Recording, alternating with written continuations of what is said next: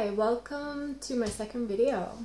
So I really appreciated the feedback and the tips that you offered, and I'm trying to incorporate that into this one as best as I can. I don't have a tripod, so you'll have to put up with a little bit of a shaky video. And the lighting is not ideal, but it's behind me and not glaring in my glasses. So here we are in part of my kitchen, which doubles as my office space these days until I get a little more settled into my home. This is where I spend most of my time working at the computer. I would like to introduce you to my tree, which was gifted to me by my grandmother when I was born. It was just a little sprig in a pot, and it's grown into this beautiful tree, which I've cut it back many times, and I've done all kinds of things to it, and it just continues to persevere, and it continues to want to be a tree. So I am open to any suggestions as to where I might find a pot that's adequate for it, because right now this is a 32-inch diameter pot, and it needs to be plastic, and I cannot find, for the life of me, I cannot find one that is bigger than this, that is made of plastic. They're all, like, it's like the bigger they are, the more heavy the material they're made of, which is insane to me because you need a crane just to even get it home. You might hear noises in the background. That would be my pets. This is a little Bodhi right now who's walking into the space. Do you see him? There he is.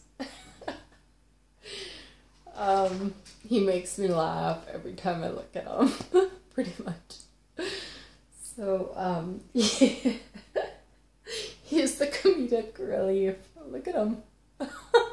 He doesn't even know it. He's my comedic relief. Anyways, right now I wanted to talk about media, and I wanted to ask your opinions and offer my own, of course.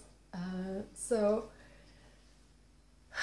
I have been seeing a lot of this conversation around false flag events, and I think it's really kind of fascinating. I'm really interested in the fact that, there is at least this awareness that the media is curated and carefully curated to control the narrative or to control the people. I think this is really a good development in this awareness. How true it is, I'm not, I'm not sure, but I certainly don't just discount it either. If you've ever seen the film The Tail That Wags the Dog, you'll see how easy it might be actually to do such a thing. And if you haven't seen this film, I highly recommend that you watch it. Now, what I wanted really to ask is what your opinion is about state-run media. That's something that we usually associate with authoritarian regimes or communism, where they don't make any bones about it being state-run. Whereas in a democratic society, media plays really a pillar of democracy, and so free press is something that's integral to democratic process. And if we believe that we live in a democratic state, then it necessitates having a free press. And if you asked really any journalist, are you controlled in what you say? Usually they would say, as far as I'm aware, that no, they're not. They're not forced or told what to say.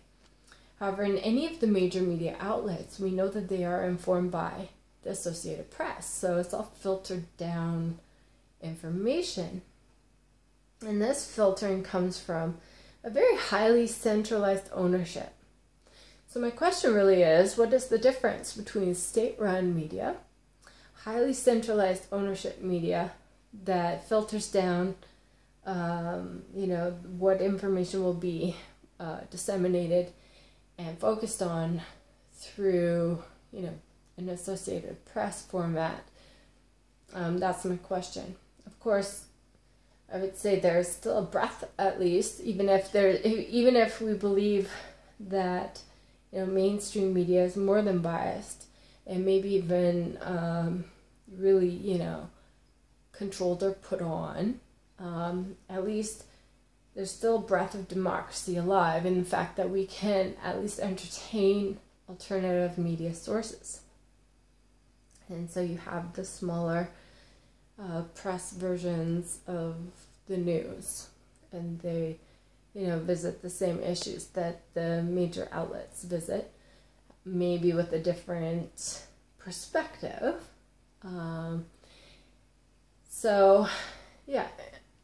Leave your comments in the comment thread, and let's have a little bit of a conversation, whatever we can, with this format that is Facebook. Now, my other idea I wanted to visit was really about control. So, in this conversation around false flag event creation, I want to suggest that it might not even be necessary to that extreme. Like, control might not have to happen in a way that is that extreme for it to be effective.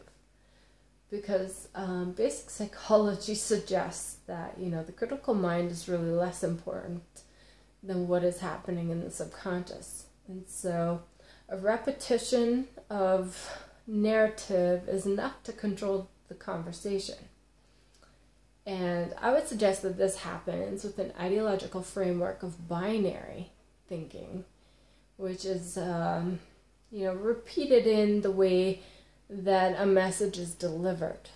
And so this looks like a framework of good and bad,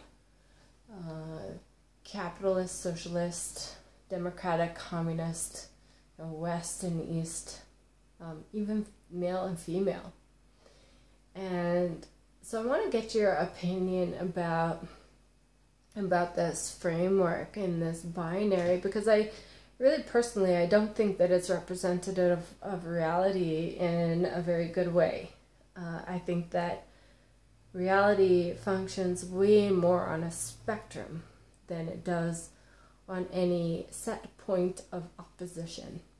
And so I find that often the media presents everything as true, being within a set point of opposition. And I find that to essentially be not very true. So let me know what you think of that.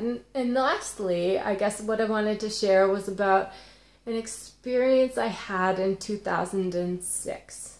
And it was very concerning to me, and I have told people whom I've spoken with, but I wanted to share it in this way that maybe more of you would see. In 2006, I went to Texas with my previous partner. We were on our way home, and we were in the holding area at the gate, waiting for our flight, which had been delayed. So all of the people who were to be on the flight were sitting in the area, and so as you can imagine, it was quite, full. Like, there wasn't really any free seats left, and luckily we found two for us to sit, but it was underneath the television screen. And so my partner and I, we were reading our books, and I kept looking up at the people milling about and just kind of people watching and seeing what was happening. And I was really aware that the news was on the screen, on the television screen. And it was about this resurgence of insurgents in Iraq. And they were talking about oil prices and this kind of thing. And then the news ended. And this entertainment show came on, which is like a celebrity news kind of program. And, you know, went through the introduction of like the music, and then the host said, you know, the names of Jennifer Aniston and Brad Pitt. And without a word of exaggeration, everybody in that holding space, so I'm talking about, you know, like how many people are on a plane? Over 100. At breakneck speed turned to look at the screen. And I don't know if this would have been so noticeable had I been sitting in another area of the space, but because we were right directly underneath the television screen, it was really noticeable because I was like taken aback a little bit by, you know, like all of a sudden all of these eyes were looking right in our direction. And I realized that, I mean, even people who were turned the other way were cranking their necks to look at the TV. You know, to me, it just struck me as like textbook brainwashing, you know, the kind of stuff that we think that Hitler did in the 40s or 30s or 40s, you know. And yeah, it's always struck me as like really, you know, I'm not even sure that the people who were engaged were realizing what was happening, or that they even noticed themselves what was happening. So yeah, I just wanted to kind of share that, and it's something that I witnessed and something that I feel frightened by, frankly. And so, you know, to disrupt this paradigm, I think really what I can advocate, and the best thing for us, is to turn off the news media. Turn it off. Don't look at it. You want to be informed? You have the internet. You have word of mouth. You have all kinds of print media. You know, and to that effect, I'm going to just, in advocating for other sources of information. When I was in Syria in 2009, I did a lot of talking with individuals, you know, in the market space and wherever. They were highly politically astute people. And, you know, I did think about this as something really interesting, because we think that we're so informed as being, you know, people from countries that have supposed free press. But these were people who could really speak to world events. And, you know, I've studied in a university setting international politics and political economics, and topics really that I think a lot of people at home are really not that familiar with in general. But the average citizen in Syria was. I could hold a conversation with them. They were really politically astute. And it really, you know, is the question of like, how are they so aware of what is going on when they don't have TVs in their homes pumping in, say, news media and supposed information, you know? It's really something that I've asked myself since visiting. And something that I think that we really need to start talking about. So anyway, yeah, again, I'm going to just leave it there. I would really like your feedback. And of course, your comments and your opinions on these subjects. I might, you know, I may not have like so fully, completely covered everything that I intended. But this is really an exercise in free flow, trying to not be super self-critical, which is really easy to be. This is really humbling to do these little videos because it's it's really easy to criticize yourself and, you know, stop your own process. I'm trying to really get over that. And so I'm going to leave it there for now. And I wish you peace in your heart. And until the next time.